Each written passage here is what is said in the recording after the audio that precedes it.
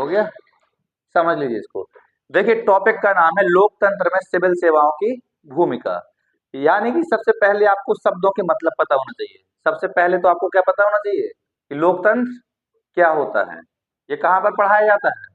राज्य व्यवस्था के अंदर, यानी पॉलिटी के अंदर। दूसरा आपको ये पता होना चाहिए सिविल सेवाएं क्या होती हैं। तब तो आप बता पाएंगे कि लोकतंत्र में सिविल सेवाओं की भूमिका क्या है। तो लोकतंत्र का मतलब होता है एक ऐसी शासन व्यवस्था जहां देश के लोग ही अपने लिए निर्णय लेते हैं। उस व्यवस्था को कहते हैं लोकतंत्र। जैसे मानकर चलिए कोई गांव है, वहां 500 लोग रहते हैं।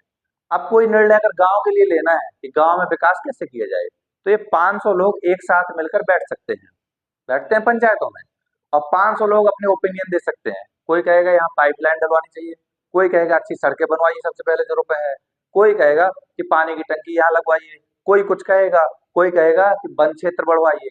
सबके अपने अपने आइडिया होंगे। कोई कहेगा झील बनवा दीजिए, कोई कहेगा तालाब बनवाइए। सबके अपने अपने आइडिया होंगे। उन आइडिया में से जो बेहतर लगेगा या जो जरूरी होगा, उस आइडिया को इम्प्लीमेंट कर दिया जाएगा। इससे गांव का विकास तो हो जाएगा। लेकिन एक जिले में अगर बात आती है, कहा जाए कि इस जिले के लोग तय करें कि इस जिले में क्या क्या जरूरी है, क्या होना चाहिए।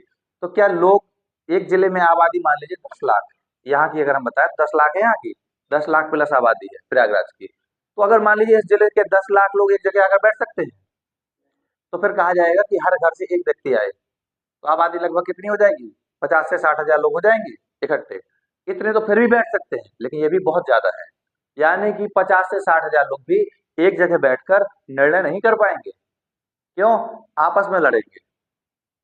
एक ने कहा कि पहले यहाँ पर अच्छी सड़कें बनवाइए, तो कहेगा सड़क की कुछ नहीं, सबसे पहले यार किसी को एक एक बाइक दिलाइए।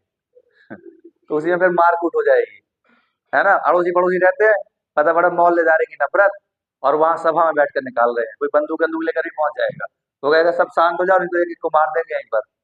तो इसलिए ये संभव नहीं है कि 50 से 1000 लोग भी एक जगह बैठ सके। प्रदेश की बात करें, जहां आबादी 24 करोड़ आबादी है उत्तर प्रदेश की।